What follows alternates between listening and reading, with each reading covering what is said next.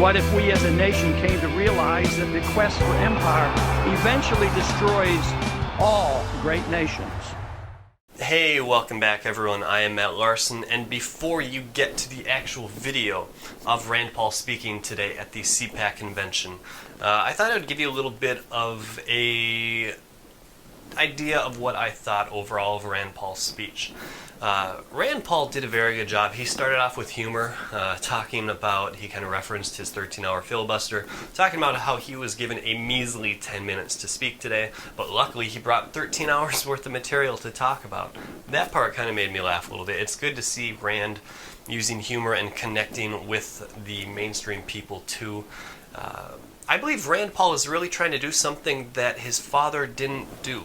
Ron Paul was somebody that hit you with the facts. He was not afraid to just give it to you as it is. He didn't have to sugarcoat things because he just kind of wanted to inform the people that were open to the message about the message. Rand Paul is trying a little bit of a different way to getting us to that same message. He is trying to slowly wake people up to the message, and I believe that is working well, as you will see by the reception that he received at this year's 2013 CPAC conference.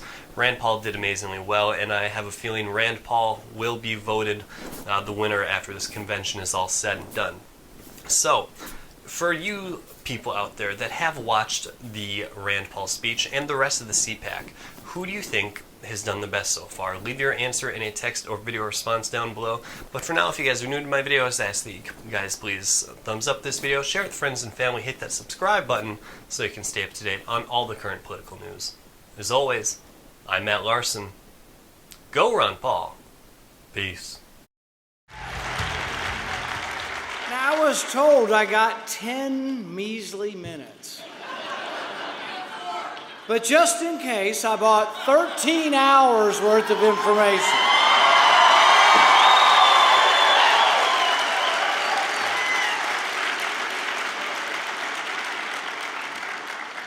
I also came with a message for the president, a message that is loud and clear, a message that doesn't mince words. Well, that's not exactly what I was thinking. However, I think he may have distilled my 13-hour speech into 3 words. The message for the president is that no one person gets to decide the law. No one person gets to decide your guilt or innocence. My question to the president was about more than just killing Americans on American soil. My question was about whether presidential power has limits.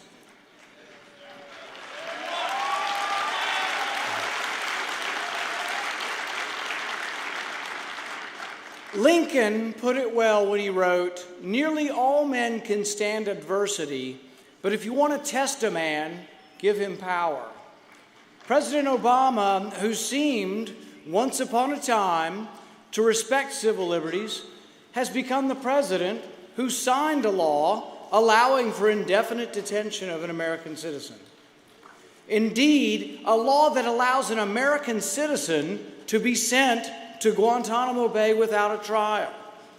Now, President Obama defends his signing of this bill by stating that he has no intention of detaining an American citizen without a trial. Likewise, he defended possible targeted drone strikes on Americans by indicating that he had no intention of doing so. Well, my 13-hour filibuster was a message to the president. Good intentions are not enough.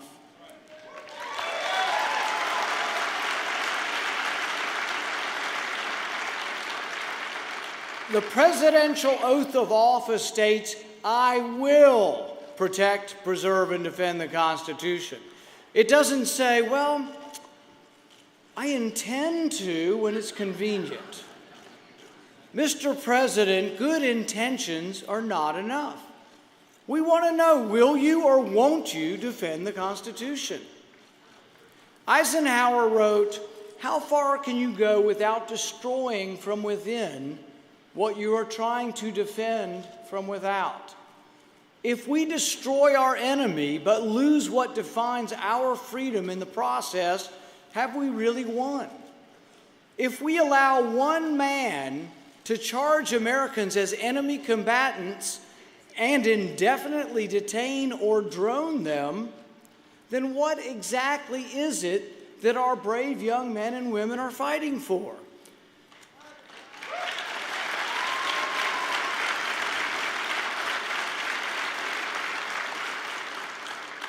Montesquieu wrote that there can be no liberty if you combine the executive and the legislative branches. Likewise, there can be no justice if you combine the executive and the judicial branch. We separated arrest from accusation and trial and verdict for a reason.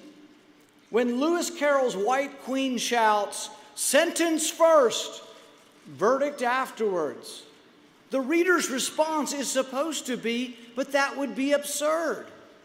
In our country, the police can arrest, but only your peers can convict. We prize our Bill of Rights like no other country. Our Bill of Rights is what defines us. It's what makes us exceptional.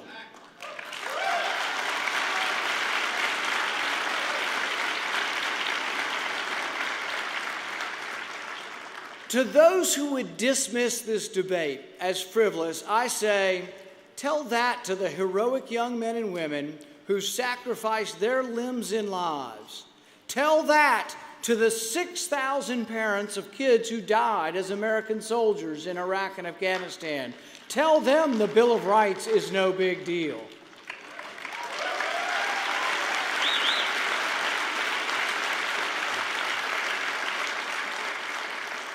Tell it to Sergeant J.D. Williams, who's one of my neighbors. He lives in Auburn, Kentucky, a few miles from me. He sacrificed himself to save his fellow soldiers. Tell J.D., who lost both legs and an arm, tell him his sacrifice was great, but that we had to suspend the Bill of Rights he fought for. I don't think so.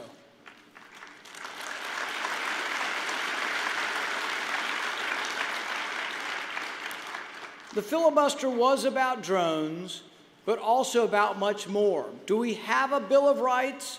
Do we have a Constitution? And will we defend it?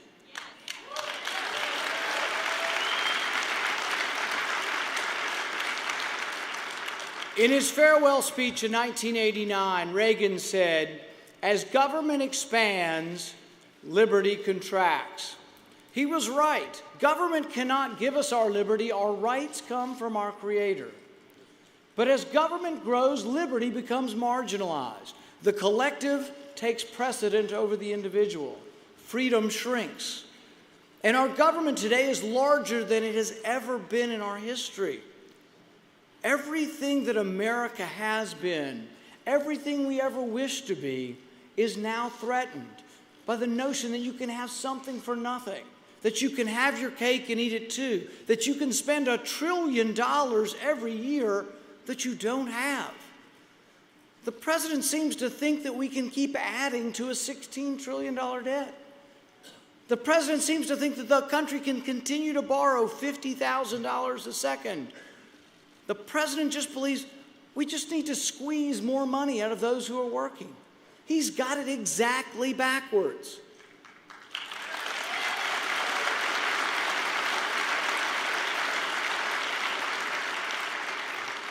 I'm here to tell you that what we need to do is keep more money in the pockets of those who earned it.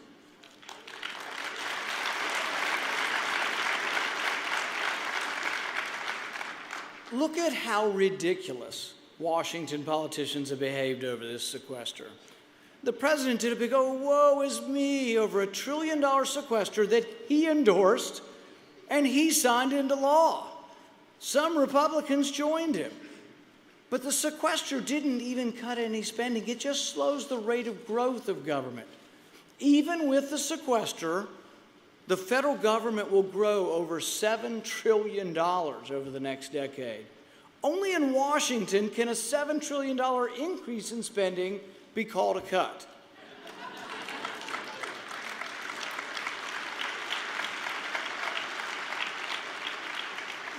Now the president's trying to step up. He's trying to do his fair share.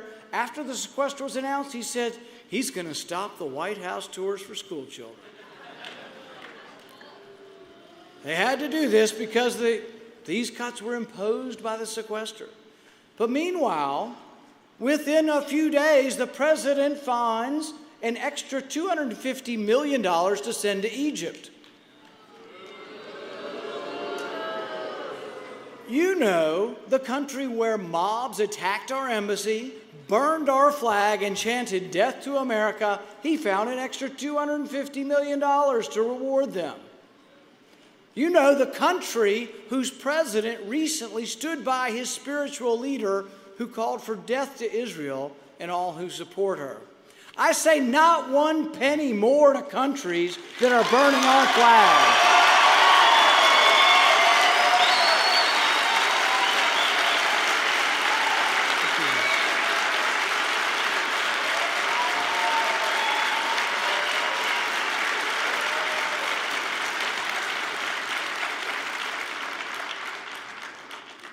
But I do want to help the president. I have a few suggestions for him. I'm sorry I couldn't have lunch with him today. Maybe he'll be able to see this later on C-SPAN. So when I asked the president if he wants to let the school children back in the White House, what about the $3 million that we spend studying monkeys on meth? Does it really take $3 million to discover that monkeys, like humans, act crazy on meth? Mr. President, what about the $300,000 for a robotic squirrel? Now, they wanted to study whether a squirrel that doesn't wag its tail, whether it will be bitten by a rattlesnake. Only problem, they couldn't find a real squirrel to volunteer not to wag its tail.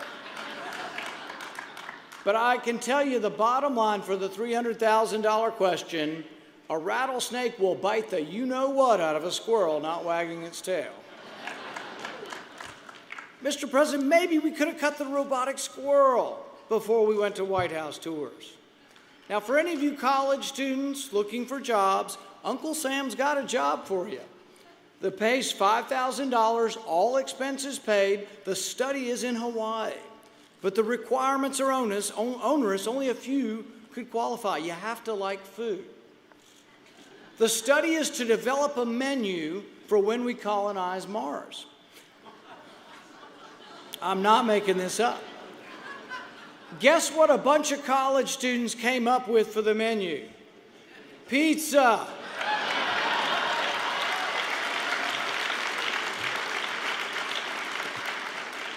You could cut one of these programs and return to letting the school children come to the White House. This government's completely out of control. We desperately need a new course and new leadership.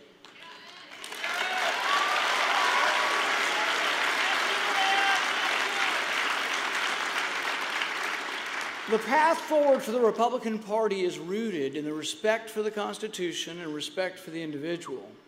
Part of that respect is allowing our Americans to freely exercise one of their most basic rights, the right to bear arms.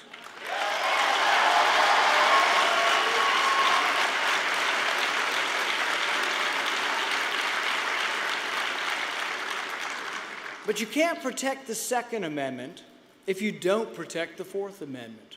If we are not secure in our homes, if we are not secure in our persons and our papers, can we really believe that the right to bear arms will be secure? We need to jealously guard all our liberties.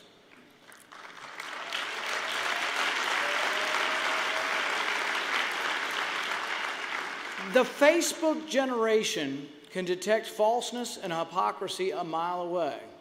I know, I have kids. They are the core, though, of the Leave Me Alone coalition. They doubt Social Security will be there for them. They worry about jobs and money and rent and student loans. They want leaders that won't feed them a line of crap or sell them short. They aren't afraid of individual liberty.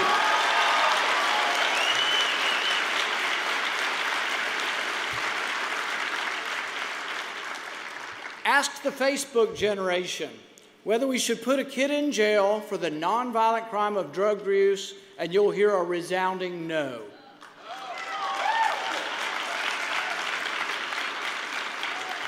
Ask the Facebook generation if they want to bail out too big to fail banks with their tax dollars, and you'll hear a hell no.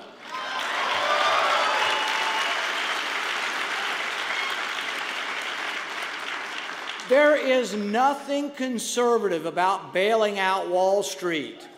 Likewise, there is nothing progressive about billion-dollar loans to millionaires to build solar panels.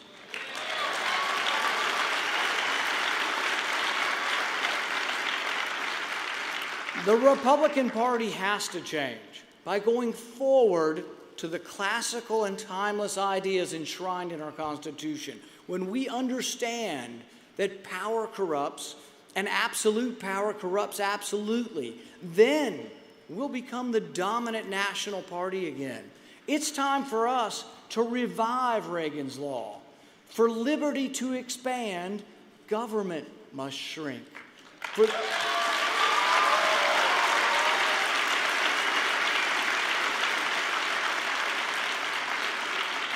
For the economy to grow, government must get out of the way. This month I will propose a 5-year balanced budget. My budget eliminates the Department of Education,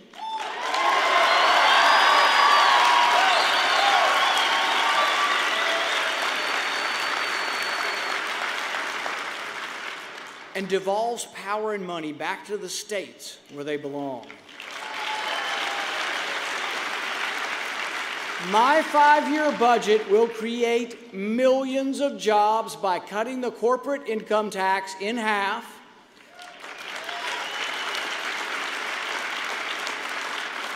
by creating a flat personal income tax of 17%,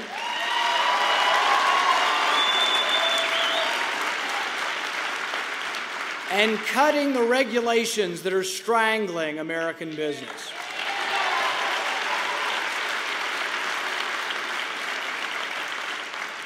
The only stimulus ever proven to work is leaving more money in the hands of those who earned it.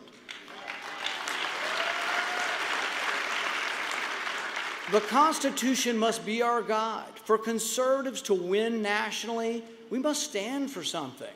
We must stand on principle. We must stand for something so powerful and so popular that it brings together people from the left and the right and the middle. We need a Republican Party that shows up on the south side of Chicago and shouts at the top of our lungs, "We are the party of jobs and opportunity. The GOP is the ticket to the middle class."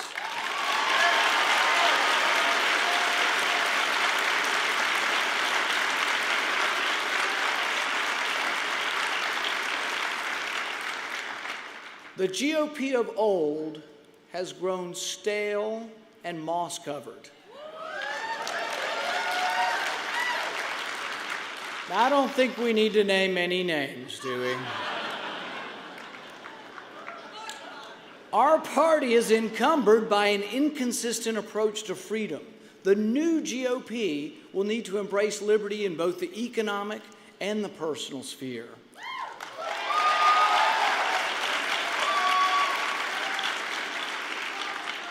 If we're going to have a Republican Party that can win, liberty needs to be the backbone of the GOP.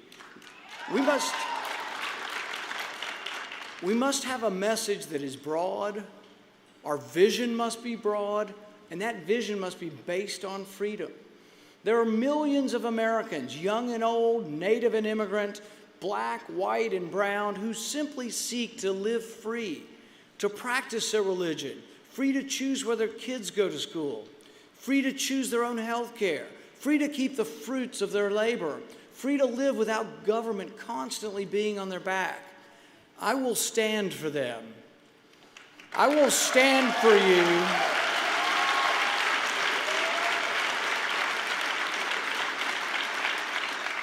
I will stand for our prosperity and our freedom. and I ask everyone who values liberty to stand with me. Thank you. God bless America. Thank you.